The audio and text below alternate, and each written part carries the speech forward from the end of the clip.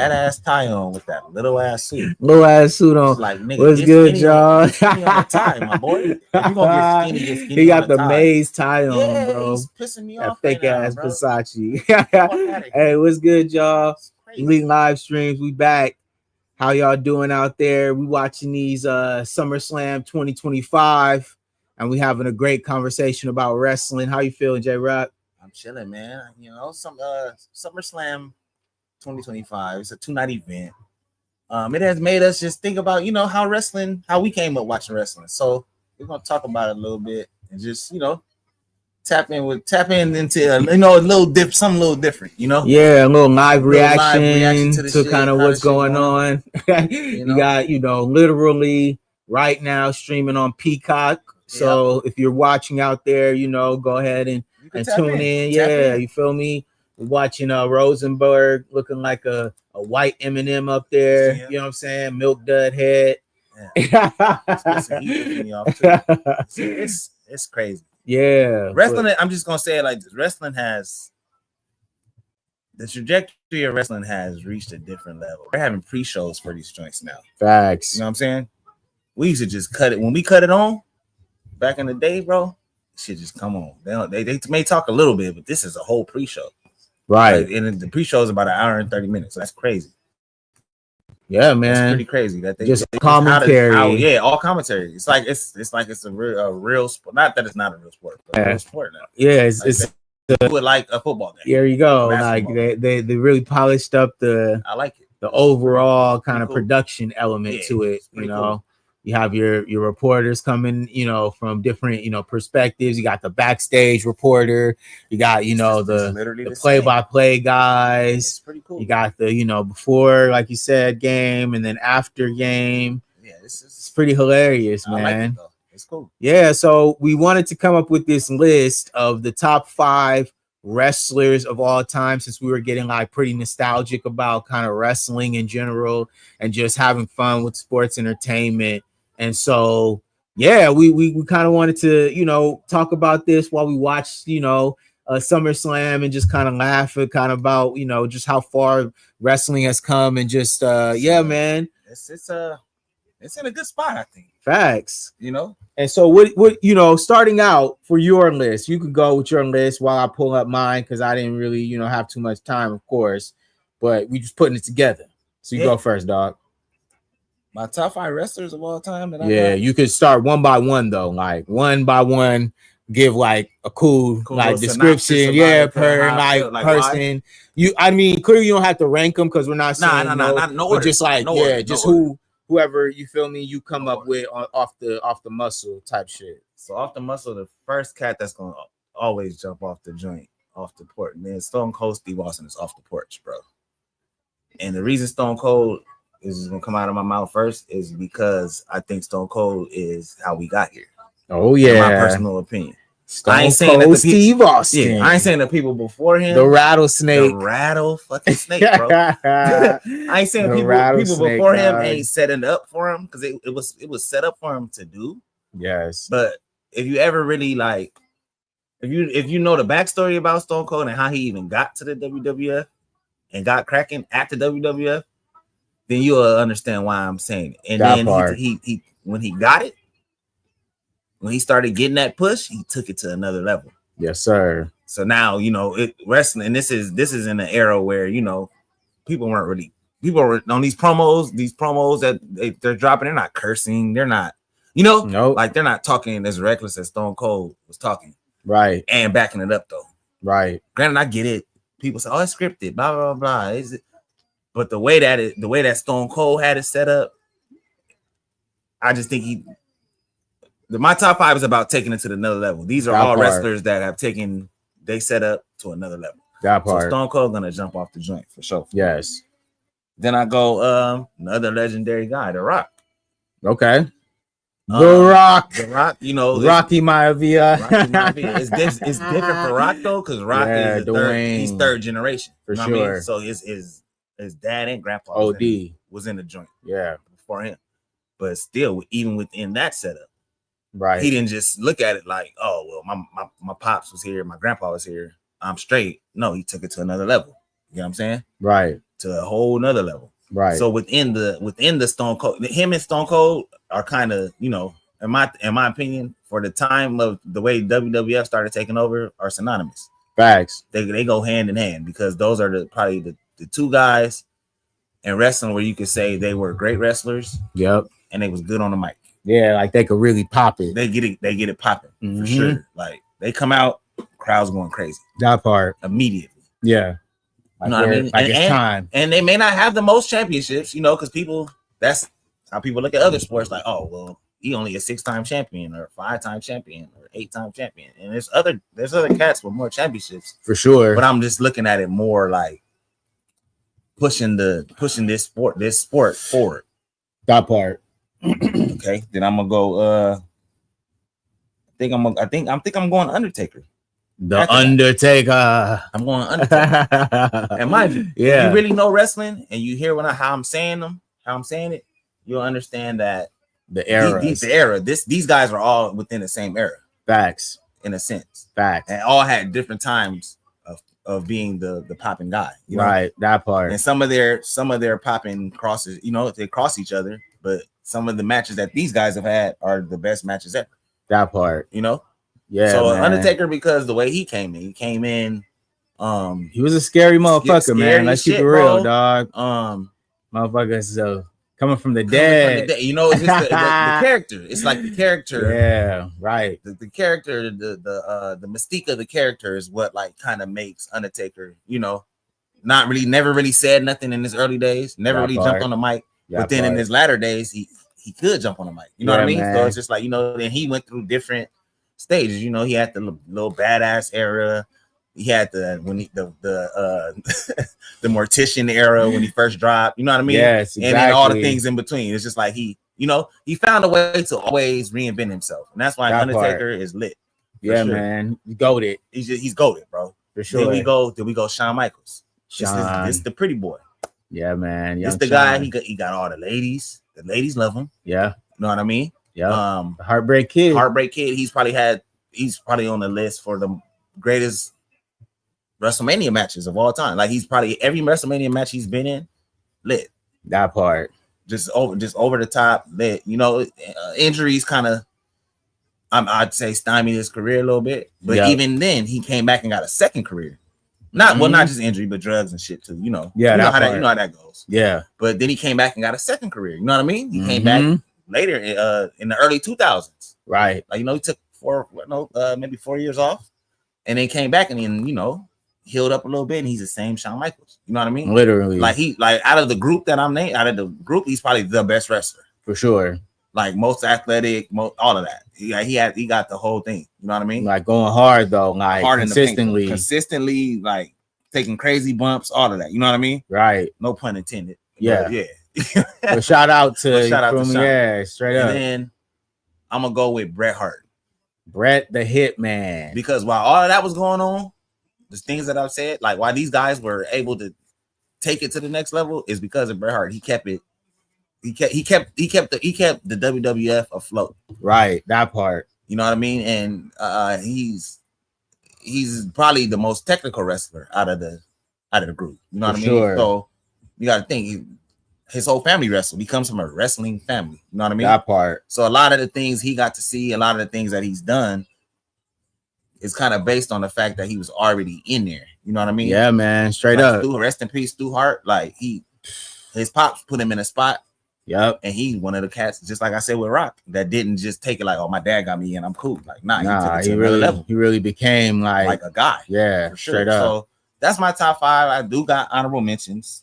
I'm not gonna get a synopsis of why they're honorable mentions, but this is like basically a top 10 list, but the 5 is just gonna be honorable mentions. It's your list. Just because this was kind of on the hop, and I ain't, I'm just those 5 I can say for sure. These other cats were kind of, a part of WWE's history, just wrestling history, period. Yeah. So I got Triple H, obviously. Yeah. I got Hulk Hogan. Word. I got Ric Flair. Yeah. I got Brock Lesnar. Brock. And I got Kurt Angle. And the only reason I got those 2 is because those were professional wrestlers. Yeah. Those are guys that wrestled in college. Yeah. Kurt Angle got Olympic medal, gold medals, and then he came to WWF and got cracking too. Facts. You know what I'm saying? So straight up. That's my list. Yeah, how you feeling about that, B? I mean, I like your list, man. I mean, you know, I think it's pretty solid. Very solid. I think you covered most bases as far as like, you know, kind of the eras. Yeah. I'm trying to, you know, put together some as I go here, you know, just peeping it out. Yeah, dog. I agree, man. I definitely have to agree with Stone Cold. That he's definitely top of my list as well. I feel like the influential element of Stone Cold and how he got to it was just different, you know, when he had that Stone Cold wave. It was wild. It was wild, man. Bro. He was pulling up in that Dodge Ram truck in the arena, though. You feel me? Like, have two beers to the face. Yeah. It was just a different vibe. Yeah, you know what I'm saying? Yeah, I definitely have to agree because I feel like look at Triple H. Look at Triple H. God. Why are you squinting? Open your eye. Who are you pointing at, bro? You run the joint, bro. That's wild right now. It's hilarious. Yeah, man. I hate this fool, dog. Straight up, man. Fucking triple, bro. That's fool. Look at him, man. We know what you do, man. Yeah, like he really be trying to act like he got, bro. Like, you're not. They're here for me.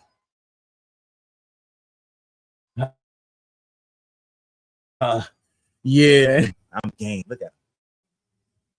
Look, big ass neck.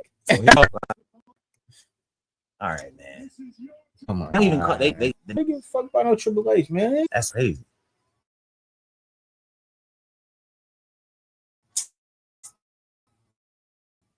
Oh my. Yeah, I have to get out. Yeah, right now it's just being a little slow. Of course, you know what I'm saying? While we streaming, it want to be a little slow, but that's cool. All right.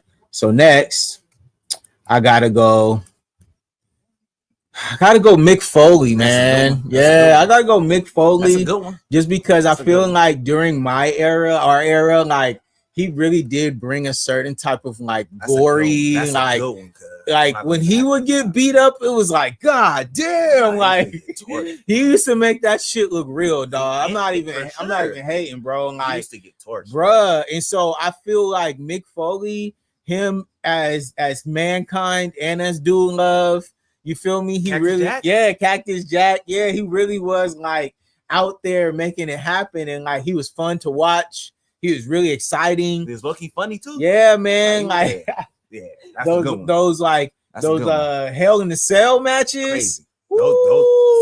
See, Undertaker's in there with him. Hell in the Cell. That changes. He was like from 30 feet, bro. Put through the cage, through the table, from the top of the cage, bro. He almost died. All them, like he almost died, bro. Bro, they had the thumbtacks all over the ground, bro, and then they had the man. Bro, he got through when he chairs. He got through stairs. When he got through the cage, bro, his tooth was in his nose, bro. If y'all, I don't know, I'm that kind of wrestling fan. If y'all really watch it, bro, just watch the clip of that, bro. Don't watch the whole match because the match is man. It's long. Mick Foley was that guy. Like Mick Foley was a real wrestler who was out there making it Mick made it look real. He was crazy. He made it look OD real. Yeah, so I think definitely Mick Foley is up there for me for sure. I gotta throw him in there, no doubt. Next would probably be it's getting hard. Yeah, because you wanna make sure you pay homage to the right guy. So it gotta be The Rock, man. Yeah, it gotta be The Rock, bro. Go Rocky. Because it doesn't matter what your name is, it's just iconic, bro. The catchphrase. You know what I mean? It doesn't matter what your name is. It's just so iconic. I mean, I know for a fact that I've done that to people to their face. Yeah, like, bro, I don't care. So many times, and it was quite hilarious. You know what I mean? And so, so I feel like that part, you know what I'm saying? He had a a really good like funny element to how he was getting to it. Yeah, The Rock was funny as shit. Yeah, man. but he was also like mad, like serious with the art of like going out there The and actual making wrestling. like making the wrestling look tight. Yeah, And his finishing moves were incredible. Like, you know what I'm People's saying? elbow and rock Yeah, bottom? Come bro. on, Rock bro. bottom, people's elbow was It's it. wild, bro. That was a great like 1-2 punch. Yeah. You know what I'm saying? Yeah. To like take fools out, you know? So yeah, I probably have to say him definitely, man. He got to be in there, no doubt about it, bro. Because I really did see kind of the progression from like We low key saw the whole thing, bro. real talk, man. We saw the the Rock progression whole was career. real, dog. And like I really fuck with that because we got to see him like grow from one side to the next. Then he became like, all right, now he's a superstar. Literally like 96, 97. Yeah. By 2000, I'll say. Yeah. He was tweaking. Right. So the 3 3-year build up, and then he took off. So that's my 3 right there. That's 3. Booker T, number 4, man. Booker T, man, for me, dog. I have fun with Booker T, sucker. Yeah, man. I really fucked with Booker T, bro. I thought he was hilarious, bro. Yeah, and he was, bro. I thought, at least like when he was going against like the NWO and going against, you feel me, Hulk Hogan, especially during those like WWE, WWF transfer days. That's WCW though. Yeah, but you know what I'm saying? Like it was like that I was doing that with a. But just that crossover era. Yeah, it was tight. Yeah, that was. I feel like it was fun to watch. You know what I'm saying? So I feel like he's got to be in there for me on my top 5 guys because I think number 5 for me, I gotta agree, is gonna be Bret Hart, man. Yeah, Bret was tough. Bret was tough. He had one of the like most epic kind of like come ups and like iconic, 80s, 90s style. Yeah, great matches. He had a lot of good matches. Yeah, man. And he was, the iconic champion. I felt like that everybody needed in that era. You feel me? Coming through from like at least that background where he had his brother. And both like I forgot Owen was in there. Yeah, man. Rest in peace, Owen, bro. Owen was that dude, bro. And so so I felt like that brotherly kind of come up was just the shit, man. They used to have quarrels too. They used to get into it. And so I love that kind of back and forth. And then of course, like, come on, man. I mean, what are we talking about, bro? Figure 4, man. Nah, that's sharpshooter. Sharpshooter, yeah. Sharpshooter, yeah. Sharpshooter is a great finishing move. You know what I'm saying? One of the most iconic finishing moves out there. That's so iconic. Yeah, so I feel like that also has to play a part. It's like the finishing move and like how you get to that. Because that's why Undertaker as well, like this choke slam and the tombstone. Niggas is getting tombstone, bro. What? Like, Then he reinvented it to choke slam last ride. Yeah. High ass powerbomb. Come on, bro. Undertaker is lit, bro. Yeah, man. Undertaker was lit. Yeah, Undertaker had crazy ass finishing moves. He was lit, bro. So yeah, I feel like that has to play a part as well. I feel like everybody we mentioned had very iconic finishing moves. Even my honorable mentions got fire. Yes. No cap, but I'll say out of the 10 that I mentioned, with my honorable mentions, Stone Cold Stunner, tight. Rock Bottom, people's up tight. Tight. All of those are tight. The tightest finisher, goes to the guy, Triple H. Right. The pedigree is an OD finisher, bro. And even Mankind, bro. Even Mankind with the mandible claw, bro. Yeah, dog. That nigga used to have a hand on motherfuckers, bro. The so claw. I mean, I just think everybody that was named all has a place, bro. And and how this WWE and how this wrestling got here. Yeah, man. Because now, I mean, this is crazy, bro. To see how far it's come, bro. Like, and we gotta mention them. Even the girls is like getting cracked. Oh yeah, dog. OD. Because I felt like I really only get like honed in during like the China era. Yeah, but you know what I'm saying. But she was it wasn't even enough. It wasn't even enough girls. She was wrestling niggas. Facts, bro. So that's what I mean. Like, I feel like that China era was like the real last era. These are Chinas. All of these are Chinas. This is the new evolution of that, bro. It's like a bunch of Chinas now. Naomi. And they all wrestling. Facts, bro. You know what I'm saying? But they're not like manly like China. You did? Nah. You feel me? Like they're actually baddies. Like, and they're wrestling. Like, yes, nigga. But good though. They're wrestling good. like athletic, all of that. Yeah. So it's just man. like, you know, like I was just telling you earlier before we jumped on the joint, like nigga, I haven't seen no triple threat match for girls. For the girls, bruh. a Not at triple all. threat match for the title. Nah, not a triple threat match. That's wild to me. Literally what they're on, bro. And I'm not saying that it never happened. I'm saying I may have missed it, but Nah, yeah, you bro, know, yeah, Rhea Ripley, all these, like this shit crazy. That's yeah, man, because she kind of, you know, trying to have that Undertaker vibe herself. Yeah, but for the girl version, yeah, you know what I exactly. mean? It's tight. Yeah, they like, be trying to have tight. a little archetypes on point. Yeah, you know, it's tight for sure.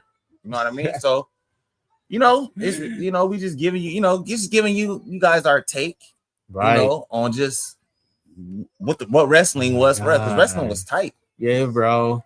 Wrestling was tight. Wrestling's still tight. It's just, you know, it's different now. It's just different. You feel me? It's a real industry, like a whole like they get to it a little. Yeah, facts, bro. And it's way more behind it too. Like when we was coming up, I felt like it was more still on the rise. Yeah. Now it's like it's at the height. Like it can't get no bigger than this. This is the biggest. It's like they selling out every. I mean, don't get me wrong. They wasn't selling. They was selling out back then too, but they selling everything out. Like people are pulling up to this. Yeah, you know man. I mean? Sick part of this nigga, I heard WrestleMania supposed to be in Vegas again. Hey, bro, I might be with it, bro. Yeah, man. Just you know, it's an experience. Straight up, that's what everyone says. Like when you're in the crowd, like it's an experience. Like, I might be with it again, bro. Everybody's just vibing. There, say, I might gotta go. Look at it. See what I'm saying? Yeah, this shit is tight, bro. Yeah, bro. And it's just like what makes it also tight is it's like a I'll compare it to how football is. You know what I'm saying? Like you got the owner. Yeah. Somebody like Jerry Jones. Right. In our case. My case. I'm a Cowboys fan. Yeah. Jerry got to get the fuck out of there. Yeah, man. You know what for wrestling, Vince got the fuck out of there. Yeah. It took a long time, but he got the fuck out of there. A lot of stuff happened. A lot of shit happened. Yeah. He got the fuck out of there. Right. Triple H takes over. You know what I'm saying? It's like it's getting about that time. Like, you know, it's like get out of there. Yeah. You know? You got and don't get me wrong, Vince is probably so into this shit still that he probably in the back somewhere. Right. He probably still pointing shit out, but he not running the show. You know what I'm saying? Not fast. Fully. He didn't kind of pass it over. You know, I'm sure Stephanie back there that's working tight. the strings. That's that's lineage. You're passing some shit down. Right. This just happens to be one of the biggest things ever that's getting passed down. You know what I mean? Like, damn, you passed it down to Triple H. That's tight. Literally. You know what I mean? So it's just like, even watching that, like, bro, this shit's tight. And then even on top of that, it's a 2-night event. Like, when SummerSlam's never been a 2-night event. Nah, bro, a whole weekend of wrestling. Whole weekend of wrestling, bro. This shit is tight. That's crazy, though. You know what I mean? So it's like, you gotta just, you know, I mean, we could really go like even best SummerSlam matches since SummerSlam is on. You know what I mean? Nah, bro, it's crazy because go into it's because it was a lot of tight matches. Man, let's look that up. Let's go SummerSlam matches, right? SummerSlam matches. I think I got it. Come on, man. What you doing, man? I think it's already on. Let's get into it. It's already up there. Okay, read them off, and I'm type it in. Just type it in. Just type it in. So SummerSlam. What did I type in? Greatest SummerSlam. I think I typed best SummerSlam matches, okay, and that's the shit that popped up. It gave me 25. And the sick part is, here we go. The sick part is number one is fucking Bret Hart and British Bulldog, and that's crazy. Hey man, that's crazy. I think they gave you YouTube, John. It's like, hold up, let me see. No, I typed it in on YouTube. I was on. Oh, see, yeah, okay. You typed that shit on. I put that in the Google, John. We got some right here. Here we go. Oh. See, they giving me matches I ain't even thinking. See, look, Bret and Owen Hart, 1994, brother versus brother. I was at SummerSlam, bro. Yeah, man. Bret versus the British Bulldog. They got up there at number one in 92. Then they got Shawn Michaels versus Reza Ramon. Yeah, that was a ladder match. Yeah, man. 1995. That's the first ladder match. Facts. You see what I'm saying? A lot of tight shit that happened at SummerSlam, bro. Nah, facts, bro. For sure. Then they got Bret versus Owen. 94. Cool. They got Brock versus The Rock. That was a funny one because that's when Rock came back. Yeah, man. Took that break and he came back. Yeah, dog. That was funny. That was OD funny, right? That's when he was trolling the fans. He was hitting with that kick. That's when he was trolling shit. I'm just like, oh yeah, The Rock is funny. Okay, Edge and Christian versus the Hardy Boys versus the Deadly Oh, that's Boys. TLC. Yeah, man. Tables, ladders, and chairs. That TLC. That might be thinking that might be top 3. I don't know how that's down here, bro. That was that reinvented the shit. You know what I'm saying? Shit. Might have dropped off the camera for it. All right, y'all. We're gonna be right back.